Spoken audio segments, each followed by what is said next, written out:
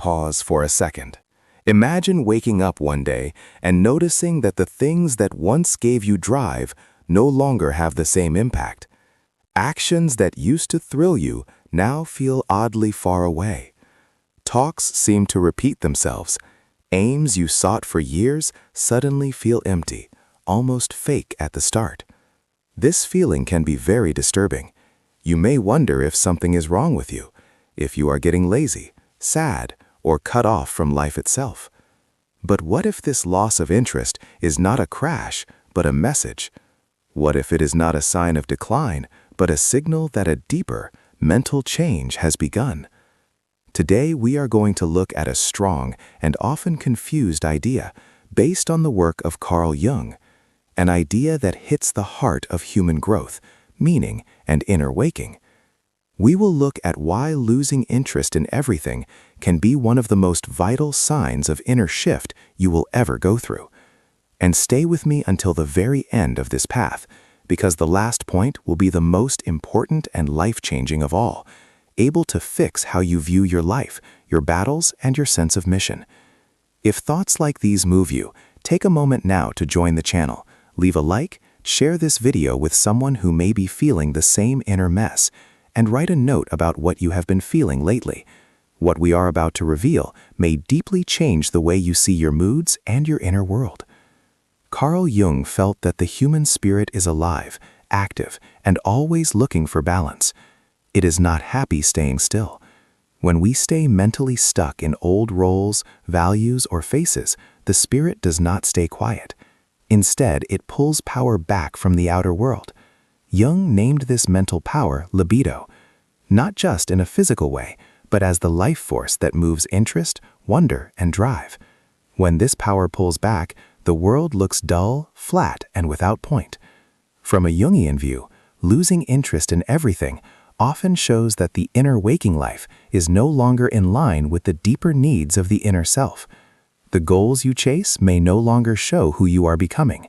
The dreams you once had may belong to an older version of you. When this happens, the mind calls for change, not through logic, but through feeling. Boredom, lack of care, and being numb become the voice of the inner self.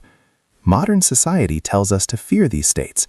We are told that always being driven is normal, and that losing drive means something must be fixed fast. But Jung saw this moment not as a sickness, but as a turning point. He saw that many people who entered this stage were standing at the edge of becoming whole, the lifelong path of becoming a real and true self. Have you ever noticed how outside success doesn't always bring inside peace?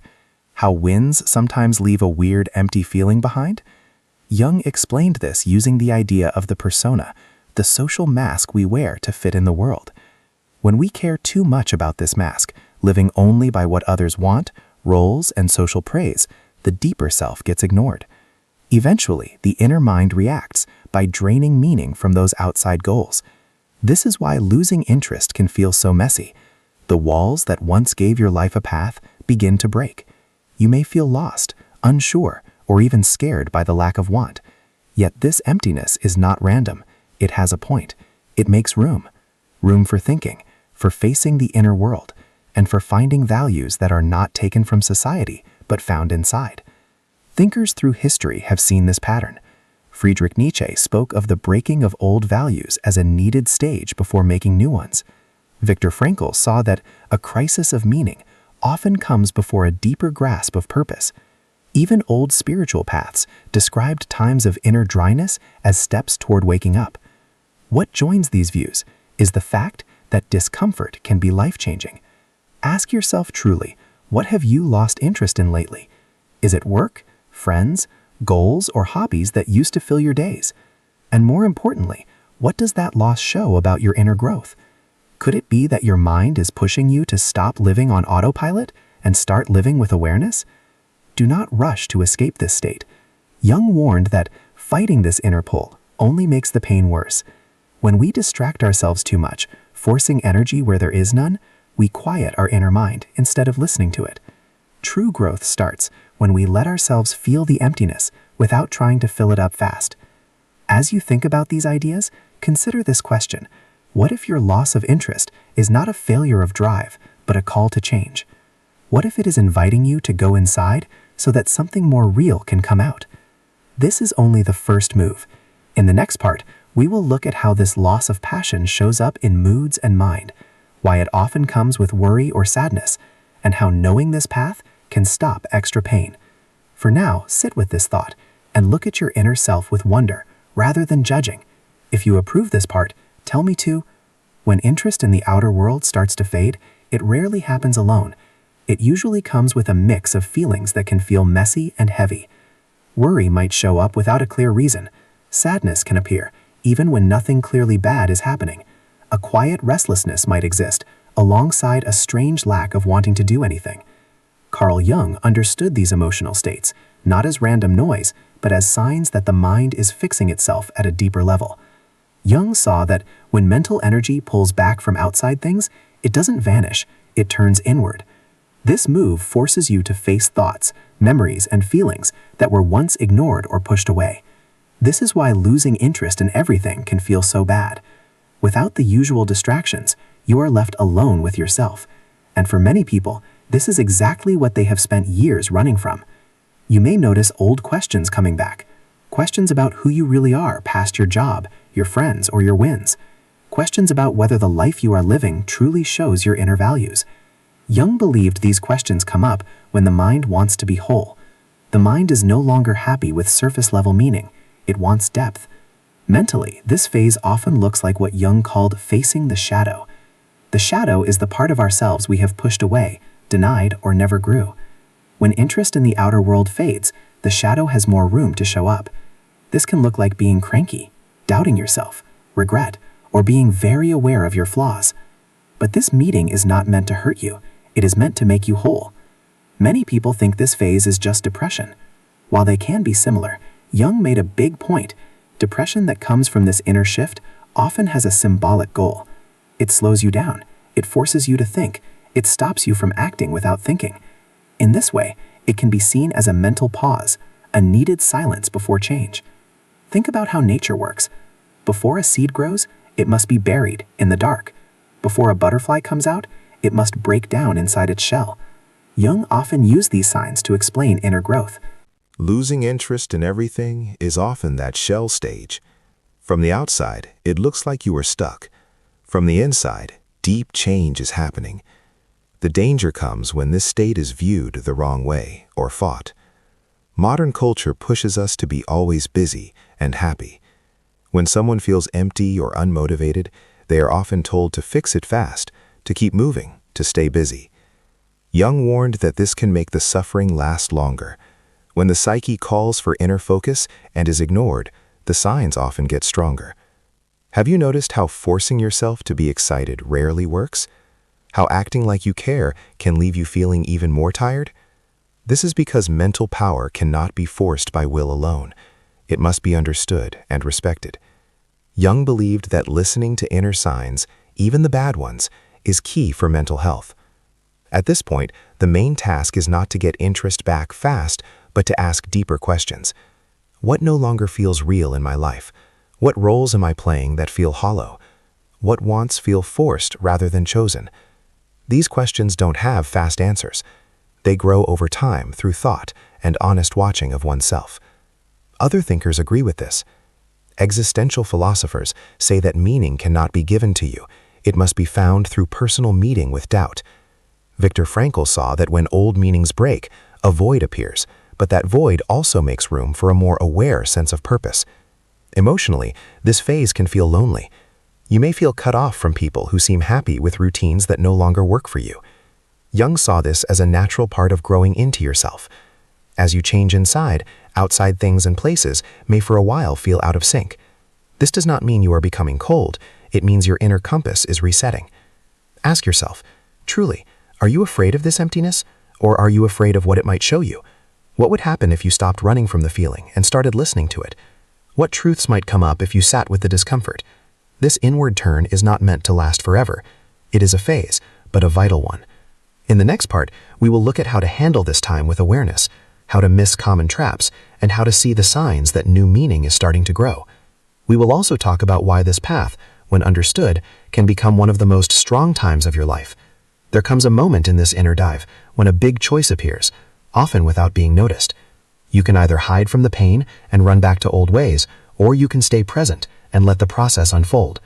Carl Jung believed that this choice decides if the loss of interest becomes a time of quiet pain or a door to deep growth. The mind doesn't want blind toughness, but aware participation. To get through this, Jung said attention is key. Not forced being positive, not frantic work, but being aware when outside interests fade, the inner world gets louder. Dreams may become more intense, memories you thought were fixed may come back, emotional reactions may feel stronger or more messy. Jung saw these as messages from the inner mind, trying to find balance and meaning. One of the most common traps during this time is judging yourself. Many people interpret their loss of interest as personal failure. They compare themselves to others who seem motivated and happy, and conclude that something is wrong with them. Jung warned that comparison at this stage is particularly destructive. Individuation is not a collective process. It unfolds uniquely in each person, due to their inner needs, not social clocks. Another trap is over-identification with the feeling of emptiness itself. While this state has meaning, Jung said don't turn it into an identity. You are not your lack of care. You are not your confusion. These are temporary states, not permanent definitions. The duty is to stay in touch with them, not to give up to them entirely. Jung often talked about the power of signs during times of inner change. When logical answers fail, signs bridge the gap between aware knowing and inner truth. This is why art, stories, writing, and deep thinking become very strong during times of pulling back. They let you speak out without forcing early answers. They give a shape to what is still growing. In the past, many smart minds and makers went through long times of seeming stuck before big steps forward. Thinkers, artists, and experts alike told of stages where nothing felt useful, where old ways broke down and new ones had not yet formed. Jung saw this not as a fluke, but a mental rule: making needs breaking down. Emotionally, this stage can shift. Some days you may feel calm, even glad to step back from outside stress. Other days you may feel worried, as if you are drifting without a path. Jung pushed for patience. With this wave, the mind moves in cycles, not straight lines. Trying to fix the feeling too fast can stop its natural growth. A key point Jung shared is that meaning cannot be forced, but you can get ready for it by making inner space. By letting things be unsure, you let new values grow on their own. These values are not picked because they look good or get praise, but because they feel alive. When this happens, interest returns not as a craze or a need, but as a quiet promise. Ask yourself this: if you took away what people want, praise and fear of being judged, what would still matter to you? What tasks or ideas give a quiet sense of being right, even if they do not excite you yet? Jung believed that these small signs are more trustworthy than big but fast passions. Mentally, this is the move from a life led by fitting in to a life led by being real. Early in life, fitting in is needed. We learn how to work, belong, and stay safe. But there comes a point when fitting in alone is not enough. The mind wants you to be yourself. Losing interest in outside goals is often the first sign that this need has become urgent. This path can also change how you are with others. You may find small talks boring. You may want depth, truth, and silence more than noise. Jung did not see this as leaving people, but as picking what matters. As you get in line with yourself, you become more picky about where your energy goes. Think about this carefully. What if this phase is teaching you to see clearly, rather than just leaving? What if it is sharpening your sense of what is real and what is not? Instead of asking when drive will return, ask what kind of drive you are willing to live for. We are getting close to a big point.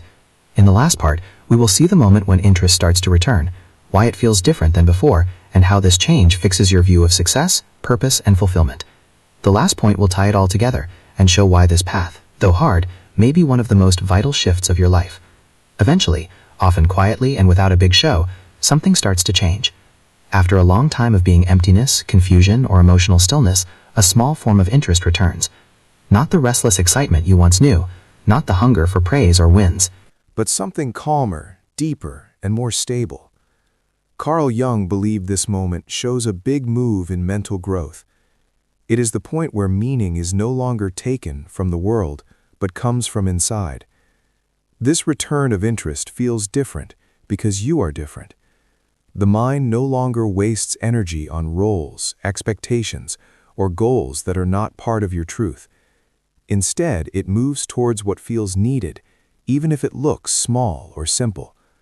Jung said that real meaning rarely shouts. It starts as a quiet sense of rightness, a feeling that something fits with who you are becoming. At this stage, many people are surprised by what matters to them. Fame may lose its pull. Approval may feel pointless. You may find yourself wanting simplicity, depth, or helping others rather than noise. Jung saw this not as losing drive, but as fixing your values. The ego is no longer the boss. It talks with the deeper self. This is where the biggest point comes. Losing interest in everything was never the end of your life force.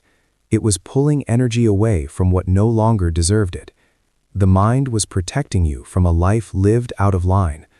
What felt like emptiness was a clearing. What felt like being stuck was getting ready. Jung described being yourself as the bravery to live one's own life rather than the life others want. This bravery is quiet and strong.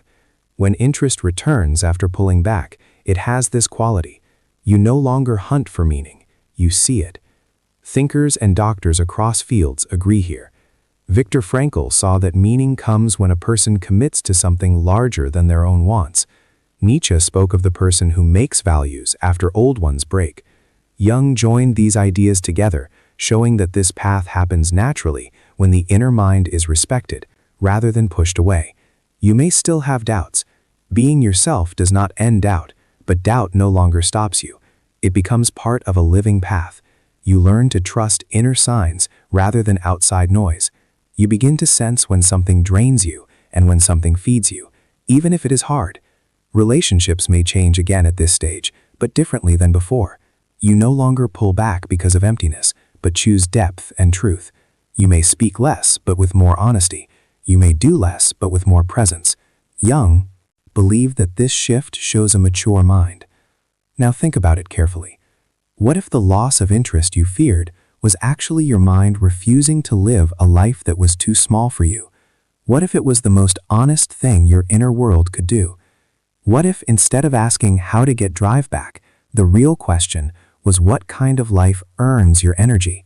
This is the final and most powerful point. The loss of interest in everything is not a sign that life has no meaning. It is a sign that fake meanings are falling away. It is the mind clearing the ground so that something real can grow. When you get this, fear turns into respect, resistance turns into wonder, and confusion turns into quiet trust. So if you are in that place now, feeling empty or uninspired, don't run. Listen, think, stay present. This may be the moment your life is asking you to stop being a robot and start being real.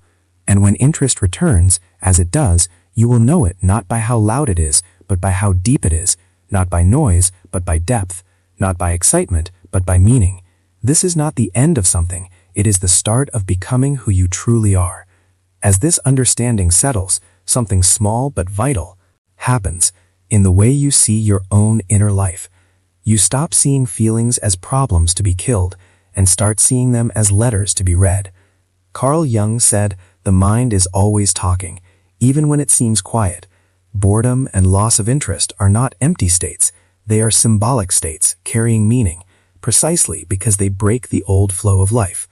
Looking back, you may see that every big shift in your life started with a time of feeling bad, times when you were not sure, times when the future felt unclear. Jung would say this is no mistake. Growth does not move forward by just adding more. It also moves forward by taking away what is not in line. What is not in line must fall away. This is why people who go through this often come out less rushed and less desperate to prove things. Interest, when it comes back, is focused and intentional. Jung believes this is a sign of living from your center. You may also notice a shift in how you see suffering. Instead of asking, "Why me?" you begin to ask, "What is this asking of me?" This change is not just being positive, it is being real. It admits pain without making it pointless. Jung said that meaning does not take away pain, but makes it worth it.